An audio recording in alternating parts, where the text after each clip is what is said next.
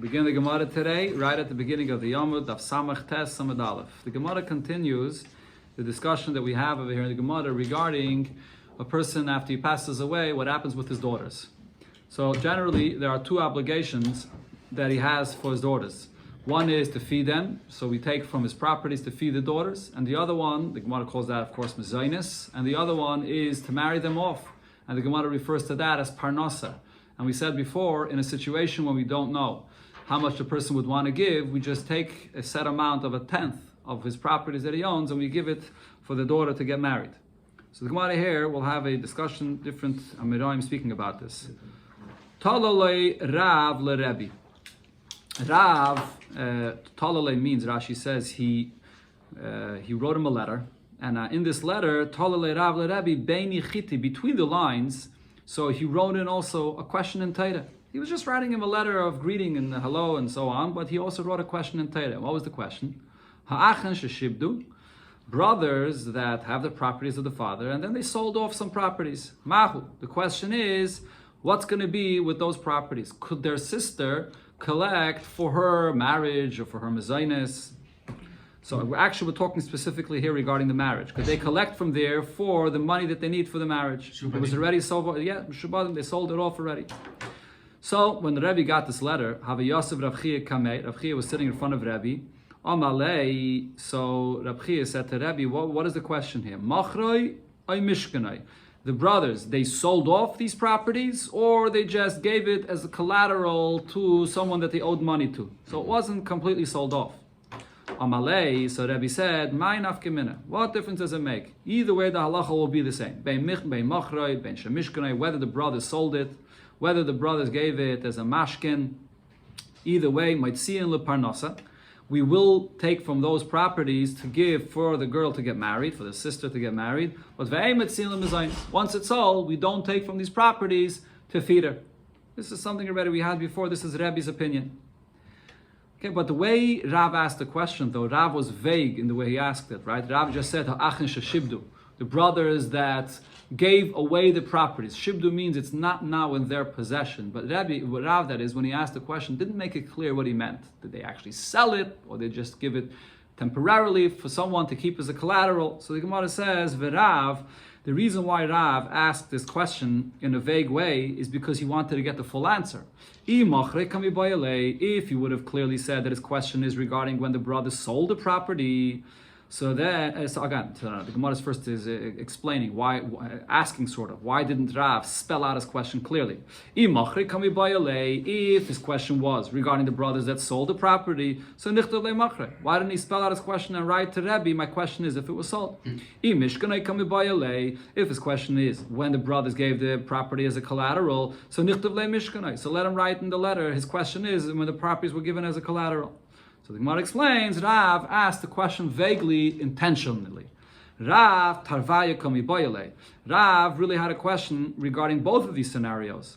And Vesavar, and therefore he thought to himself as follows. If I'm only going to ask the question about if the brothers sold the property, so then, I'll get a full answer, if he's going to answer me, that even if the properties are totally sold off, still you take money from there for the chasana of the daughters of the sister, so then I would say, Koshke Mishkanai. I would understand, most definitely it was only given away temporarily as a collateral, it's not completely given away, for sure you take from there for the chasana. But but if he's going to answer me that when it's sold off, so then once it's out of the brother's property, out of their possession, that is, so you can't take from there for the chasana, so then akati mishkane kami baili. I'm not going to be sure though if that halacha applies also to a case when the field is given as a collateral. Maybe only if it's completely out of their possession, you don't take from there for the chasana. But maybe if it's only a mashkan, maybe you do. So I won't get my full answer. On the other hand, if I'm going to ask my question only regarding a case where it was given as a mashkin, so if he's going to answer me that even if it's only partially out of the brother's possession, you can't use from there for the money of the chasna for the sister, koshke machre. Most definitely if it's completely out of their possession, that they totally sold it off, you can't use it anymore. But if Rebbe is going to answer me that a field that was given as a mashkin, you could use money from there for the chasana, sakati machre kami baili. I still will have a question. What's if it was totally sold off? Could you use from there for the chasna? I won't know the answer. So therefore, echtev le shibdei, I'm going to write to him a vague question. I'm going to write shibdai, meaning that it was given away to someone else. It's meshubad, meaning that someone else is holding on to it. It's not anymore in the brother's possession. The mashma'achi or mashma'achi, and that includes both of these cases, whether it was completely sold off, whether it was just given as a collateral, and then I'll get my full answer from Rebbe for the question that I had. So this is Rebbe's opinion. So again, what did Rebbe say? If it is for mezainis, we don't take from these properties. If it's for parnasa, for the marriage, we still do. But the Gemara brings, Rabbi Yechanan said, Echad zeh ve'echad zeh ein metziyin. Whether it is for the mezainis of the sisters, whether it's for the marriage of the sisters, you don't take from these properties once they're sold off or given away to someone else. The question was asked about Rabbi Yechanan's opinion, because this is something very unusual here. Rabbi Yechanan, which is an Amayra, is arguing with Rebbe, which is a Tana. Usually an Amayra doesn't argue with a Tana. So what happened here? Rabbi Yechanan lo yishmi'eh le'od Rebbe. The reason he argued is because he actually didn't hear Rebbe's opinion. So and if he would hear that Rebbe said so, hava makabale, he would have definitely changed his mind and accepted what Rebbe said. Oy dilme, or perhaps shmi'ale, he did hear Rebbe's opinion, and v'lo makabale, but nevertheless he did not accept this opinion of Rebbe. He had another source, and therefore he argued with Rebbe. So let's try to figure out, did he hear what Rebbe said or not? So the Gemara brings another case, Toshema. We learned the following halacha. The Itmer, we learned another psaktin that Rabbi Yechanan also said. Mishemeis, a person passes away, v'iniach shtei banis, and he left 2 daughters, uben, and 1 son. So now what happens? Of course, the son inherits everything, and the daughters don't inherit anything, but they do have to get fed, and they get the money for the chasana. Now, the kadma rishayna v'natla isun nechasim. The first daughter already got married, and she took 1/10 of the properties for her marriage. Now, the second daughter did not get a chance to collect her 1/10 that she deserves for her marriage, until the son passed away. What happens when the son passed away? Now, this son passed away with no children, so now the inheritance that would go to the son now goes to these 2 daughters. Usually daughters don't inherit, but over here, the son passed away, so now these 2 daughters have to inherit. So they have to split this inheritance. So the question is, the second daughter says, yeah, we're going to have to split all this inheritance, but before we split it, let me first get 1/10 of the property for what I deserve for my marriage, and after I get my 1/10, like you got your 1/10 already, then we're going to go ahead and split it. That's what she says. And the other sister says, no. Now we're equally inheriting this property. There's no reason for you to get 1/10 anymore. Let's just split it and that's it. So what did Rabbi Yechanan say about this? Shniya vitra. The second daughter forgoes. In other words, she loses that original 1/10 for her marriage that was designated for her at this point. Now, since the inheritance is equal between both of them, so she doesn't get that 1/10 anymore. Rab Chanina asked Rabbi Yechanan on his psaktin, and he said this can't be true because Gedaylo mizu amru. We actually even said something even greater than this regarding the rights that a girl has for the money of her chasana. That 1/10, we said even in a situation even that's more extreme than this, that she does get it. What did we say? And this is going back to Rebbe's opinion. Might see in the parnasa, if the properties were sold off, so then we take it out of the buyer for the parnasa for the marriage, and the aim might see in the mezainis, even if we don't take out from mezainis to feed the daughters or the sister, but we still do take out for parnasa. So what's Rab Chanina saying? Even if it's sold off to somebody else, nevertheless, we take it out from that buyer for the purpose of this girl that has to get married. Over here, it's not sold off to somebody else. Over here, the money is available right in front of them. So true, right now, they are the Yerishim. They're the ones that are inheriting this full property, and therefore the one sister is saying to the other, there's no reason for you to get 1/10. But what Rab Chanina is saying is, if when someone else bought it, this daughter could still get her rights for what she needs for her marriage. For sure in this case, that they are the ones that are now taking it and inheriting it, but for sure first, this daughter should get what she deserves. And Va'at Omra Shniya Vitra, and you Rabbi Yechanan say that the second daughter forgoes and does not get her 1/10. So he's asking Rabbi Yechanan based on Rebbe's opinion. This that Rebbe said that when you sell it off, you still could collect from there for your marriage. Now from here we could try to understand whether Rabbi Yechanan had heard of what Rebbe said.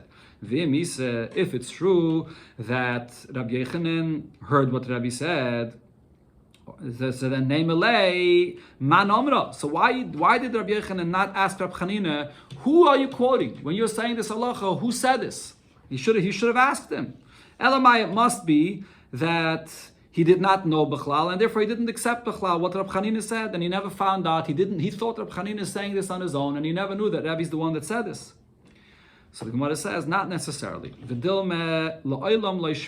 Maybe it could be that originally he did not hear what Rabbi said, and but now that Rab Chanina said to him that this halacha that Rabbi said that you do take for the marriage even after it was sold off to someone else, so really he understood that this is Rabbi that said so. He may have inquired, he asked Rab Chanina that is, and he found out that Rabbi said so, and kibble, and he accepted what Rabbi said, and he changed his opinion, and he still did not change his opinion regarding the halacha that he said over here with the Yerusha.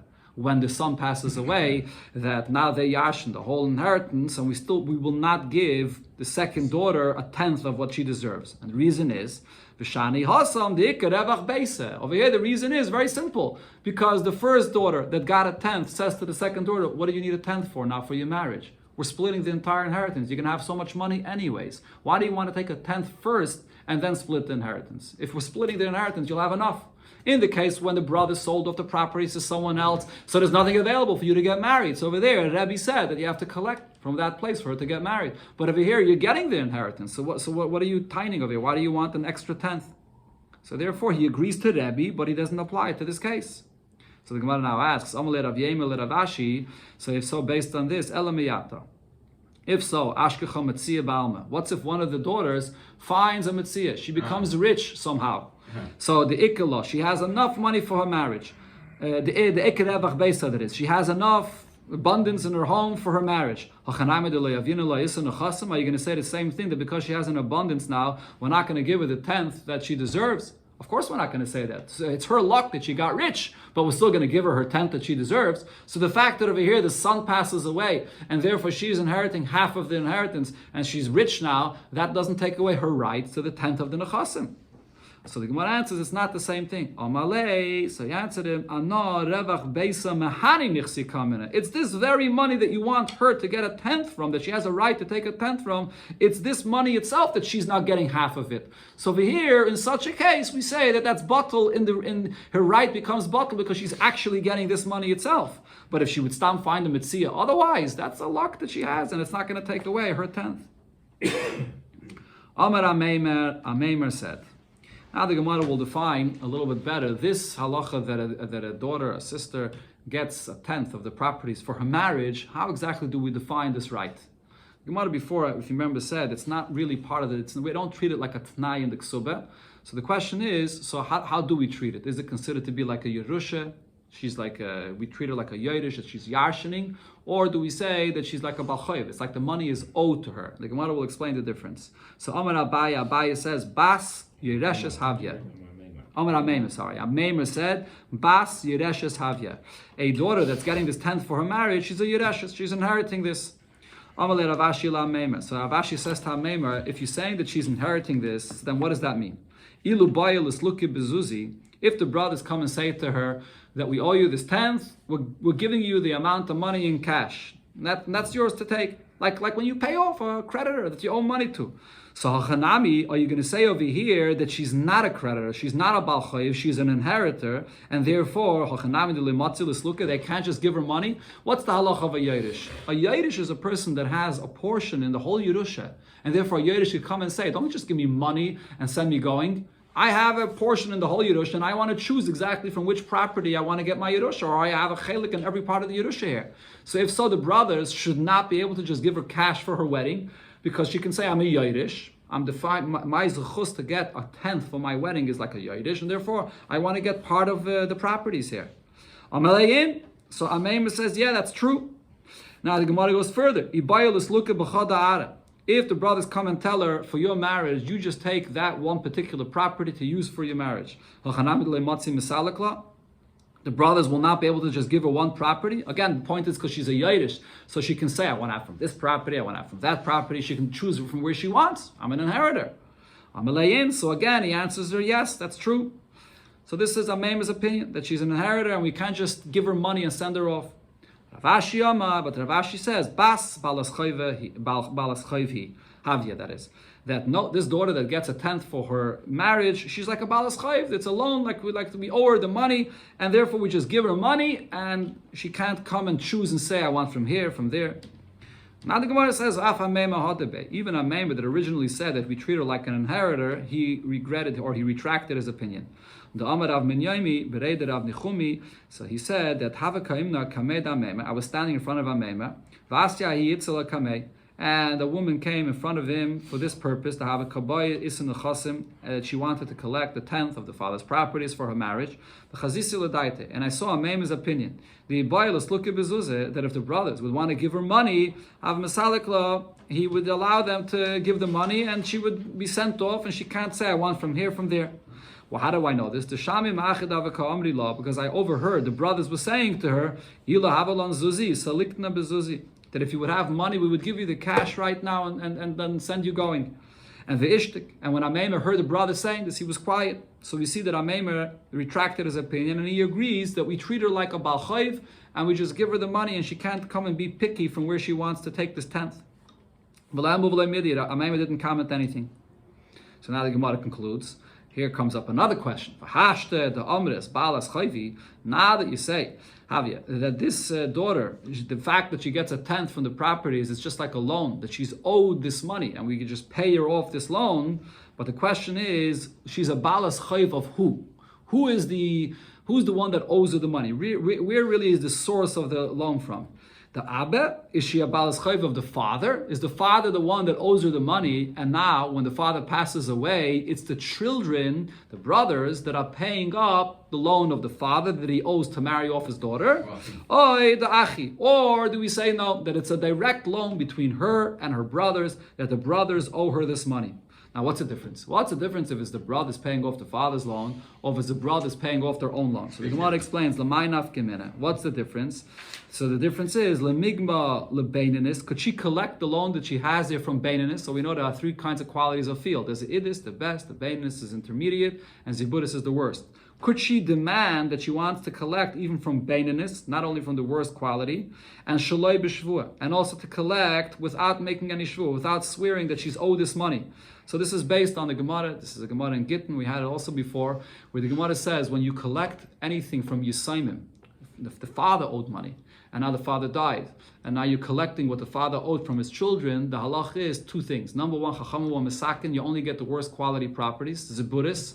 And number two, you have to make a shvua before you collect. You're going to have to swear that the father did not pay me yet. Because the father that the money was owed to is not here, and you're collecting from the Yisraelim that don't know anything that's going on, so you have to make a shvua.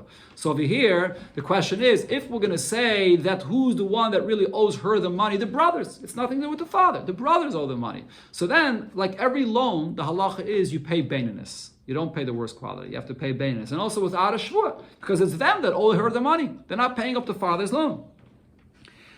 Or do we say, viziburis b'shvua? Or do we say, no, that's really the father that owned the money, and the children are paying up the father's loan, so you only get the worst quality field, and you're going to have to make a shvua. So what's the halacha? So the Gemara brings from an actual a story that happened. Toshama the Ravine Agbei lebrate de Ravashi. So Ravine collected for the daughter of Ravashi for her marriage, the case that we're speaking about. So here, the story is, Ravashi had two sons. One is always quoted in the Gemara as Mar bar Ravashi, the son of Ravashi. We don't know his name, but he's called Mar bar Ravashi. But then he had another son, which was called Rav Sama. So first, when Ravashi passed away, so the son of Ravashi was alive, Mar bar Ravashi, and he collected a portion of what was owed to the sister. What did he collect from? From Beinenis and V'shaloi b'shvua. He collected from an intermediate property and without a shvua. So we see that the loan is directly to the brother, not to the father, and therefore he could collect from Beinenis without a shvua. But then what happened? Mibrei de Rav Sama, there was another brother, and after Mar bar Ravashi and Rav Sama passed away, so now Rav Sama's son was the one that this aunt, the sister, wanted to collect from. Again, Mibrei de Rav Sama, which was Berei de Ravashi. Now she was coming to collect from the grandson of Ravashi, so which was her nephew in essence. So she came to collect from there. And over here, what did she get? Ziburis and B'shvua. Because she's not collecting from her brother, Rav Ashi and Rav Sama were not here anymore. Now she's collecting only from a son. So now she only got ziburis, worse quality, and with a shvua. So what do we see over here? That really the tenth that she has to get for her marriage comes directly from her brother. If she's collecting directly from her brother, she gets beinanis and without a shvua. If her brothers will pass away, and now their children, her nephews, she's going to have to go collect from them, they're paying up their father's loan to this woman. Now she's only going to get the ziburis and with a shvua. Sagt the Gemara, Shalach le'Rav Nechemya b'reider Rav Yosef l'Rabbe bar Rav Huna zute min Erda. He sent the following message to Rabbe bar Rav Huna from Erda. Ki asya ha'itzach lekamach, when this woman comes in front of you, Agba isan achasim. Give her, make sure she could collect from a tenth from the properties of her father, and afilim it's terbula. And this includes even from the base of where the meal is. And even though it may seem like a movable item, but nevertheless, because it's firmly and heavy in the ground, it's considered to be karka, and you should collect from there for the tenth of what she needs for her marriage.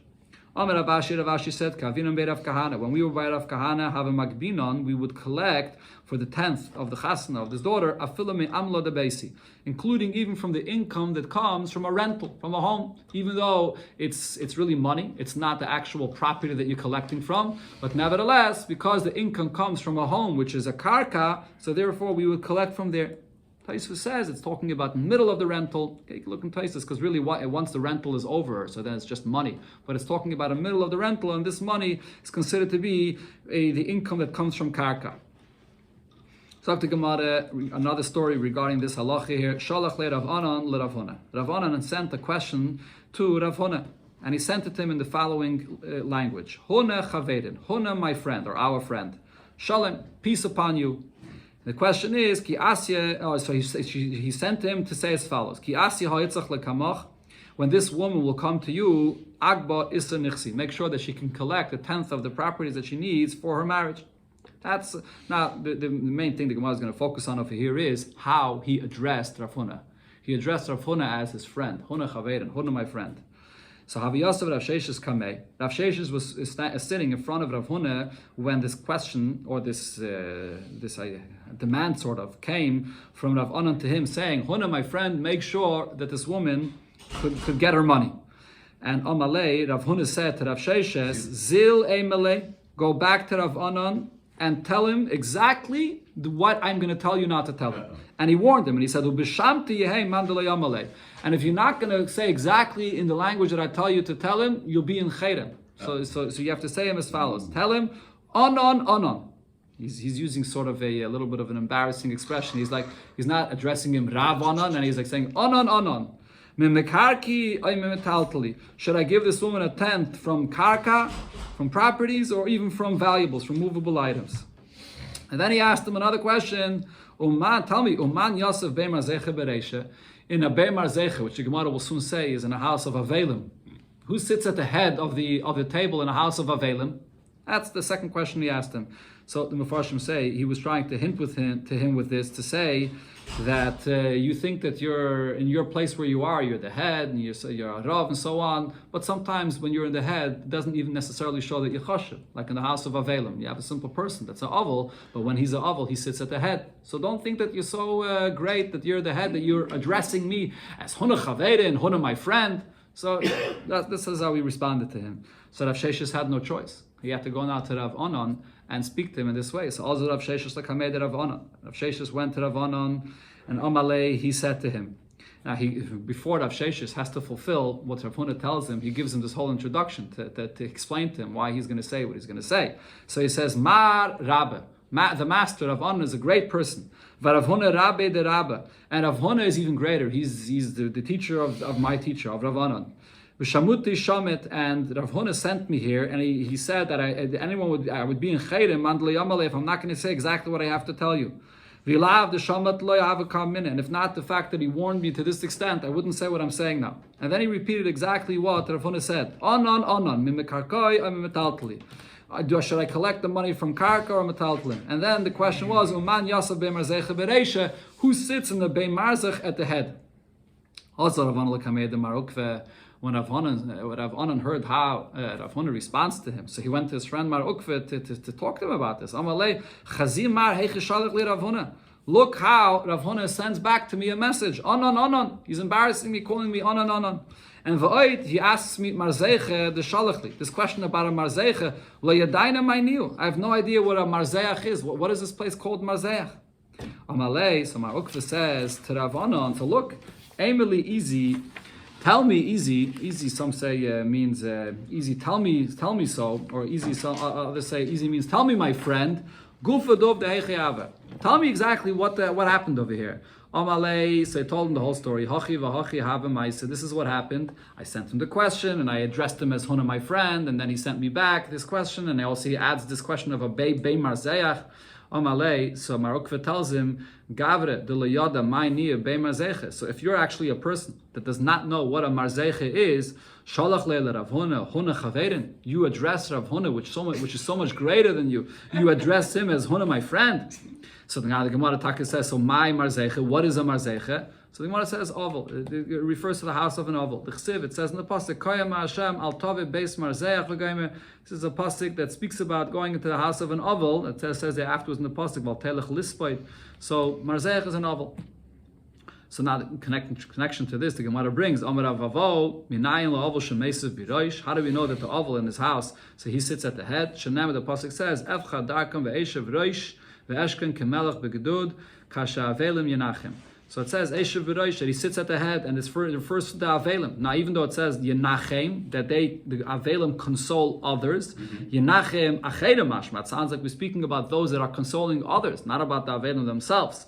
But Amar Rav Nachman by Yitzchak, Yenucham Ksiv. You're supposed to read it Yenucham, which means that they get consoled. So it's referring to the Avelim themselves, that they sit at the head. Another source the Gemara says, Mazut Rama Mehocha V'Sa Marzeach Seruchim. That the Eibush will remove Marzeach, which is the Avelis, Seruchim, the people that they are sitting at the head, and they become a Sar over all the others. What does the word Marzeach mean? It means Mar v'Zach. He's bitter, and Zach means he's like detached from himself. He can't get a hold of himself. And V'Nasa Sar l'Seruchim, and he becomes a minister over everybody else, even great people, because when a person is an Aval, he sits at the head. So that explains what this Marzeach is. Now the Gemara concludes after the whole discussion we had regarding a daughter that collects money from the father's property. So Omar Rava says, Hilchasa. The halacha is, Mimikarkoi v'loy mimitalkli. You only collect from karka, from properties, from lands, and not from movables, from valuables. Bein lemezayni, this is both when you're collecting to feed the daughters. Bein leksube, the money that you collect for the wife to give her the ksube, and bein leparnasa. And the money that you collect to pay for the marriage also comes only from karka. That's the final halacha.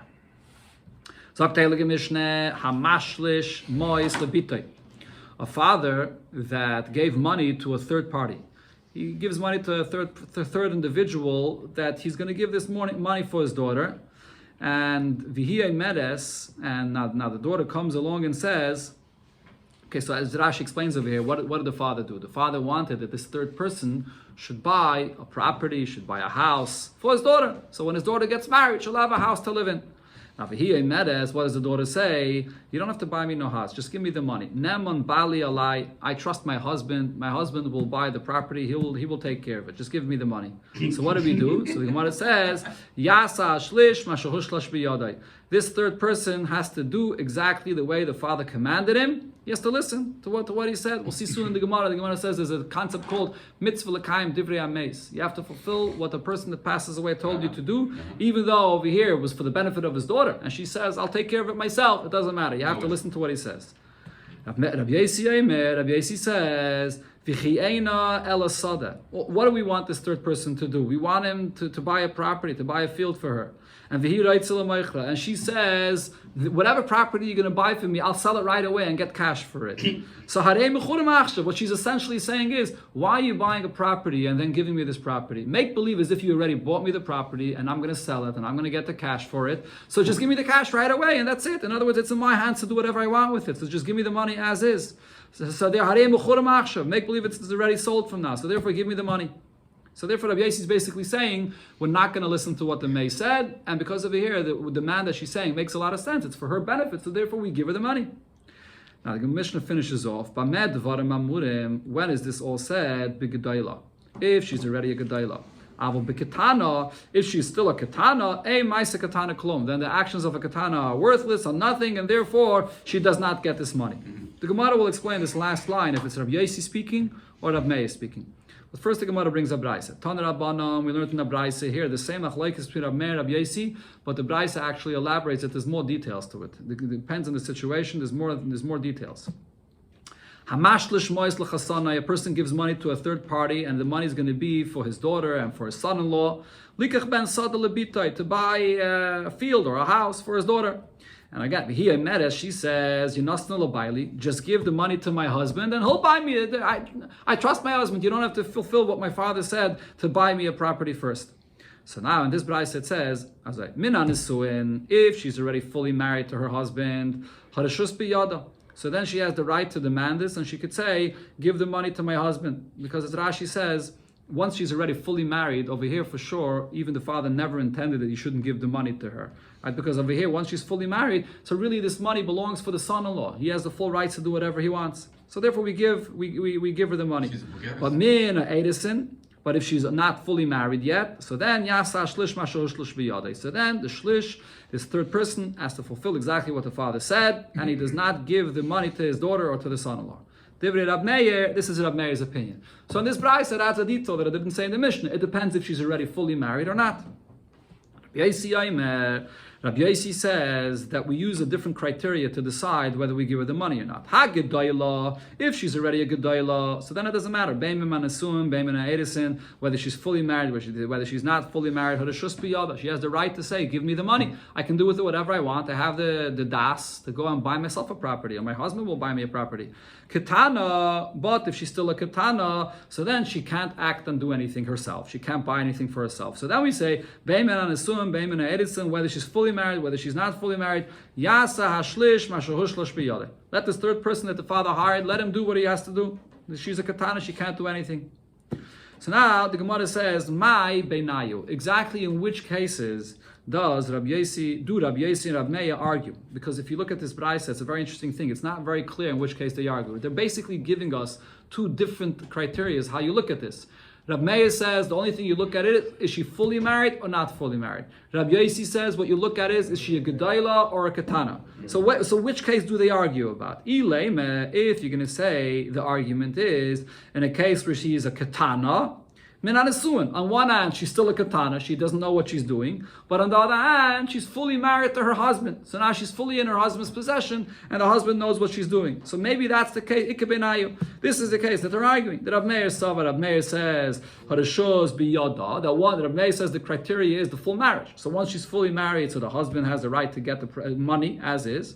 And on that, Rabbi Yosi is arguing and saying, even if she's fully married, Nami as well, Gedayla in Ketana Light, we still have to look at her herself. If she's a Gedayla, so then she gets the money. But if she's a Ketana, even though she's fully married, she does not get the money. So this seems to be the case that they're arguing about. Again, a Ketana Minan Asuin. Says the Gemara, but now let's go back to our Mishnah. We're discussing the Braisa here, but let's look at the last line of our Mishnah. What did it say in the last line of the Mishnah? Aval bekatana. When it comes to katana, ein ma'isa katana klum, the actions of a katana are worthless, and therefore we do not give her the money. That was the last line of the Mishnah. The question is, Haman katanila. Who is speaking here in the last line of the Mishnah?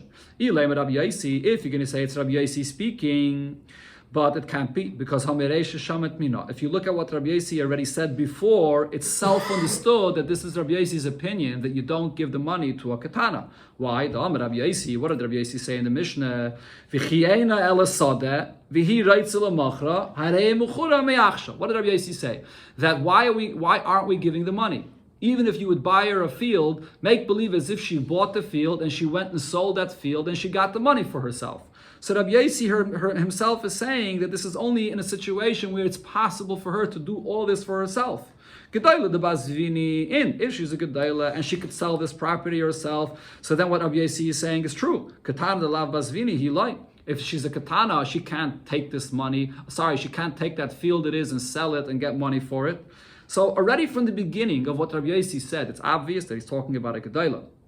So what do we have to say? Rab Meir, the last line of the Mishnah that says that we do not give the money to a katana, that's actually Rab Meir speaking.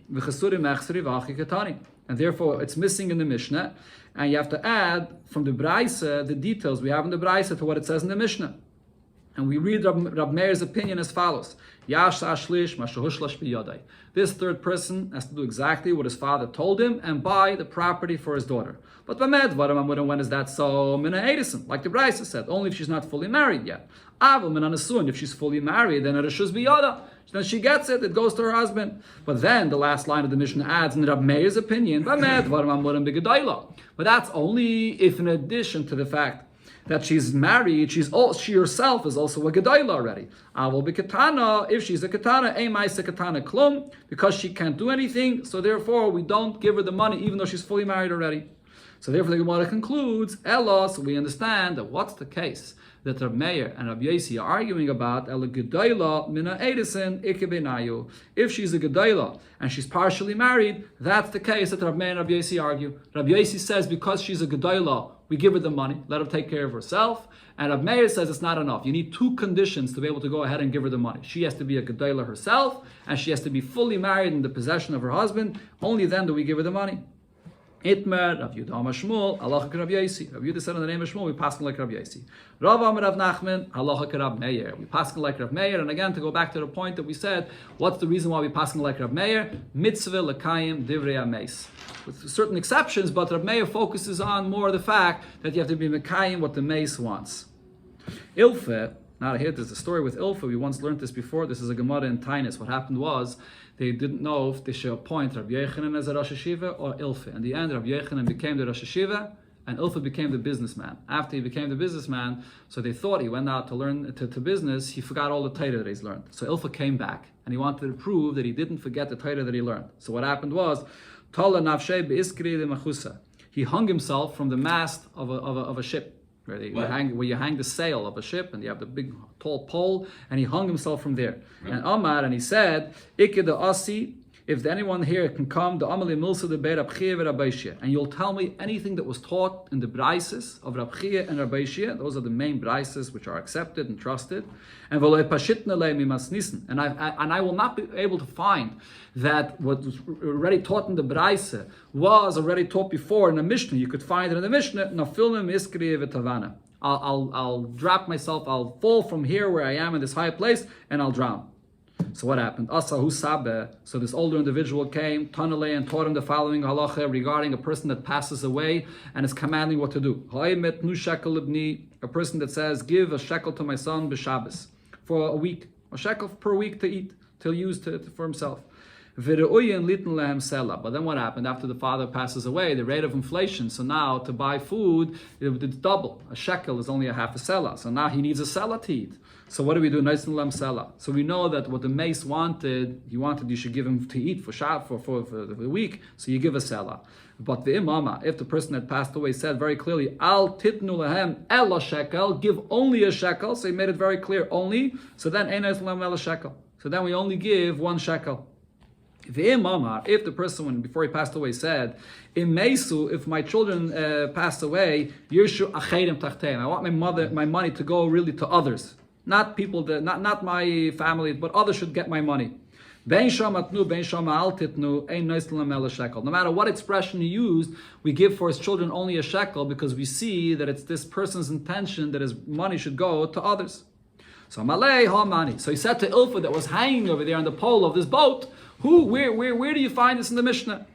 So he answered him, Rav Meir. This is Rav Meir. The mitzvah l'kayim divrei ameis. Rav Meir said that it's a mitzvah to fulfill what the person that passes away said. This is the source of what we're saying over here, that we have to, just like Rav Meir said in our Mishnah, that when he gives it to a third person, you have to actually go and fulfill what he says to buy that property for your daughter. So too over here, we have to look at what the person says and fulfill exactly what he says.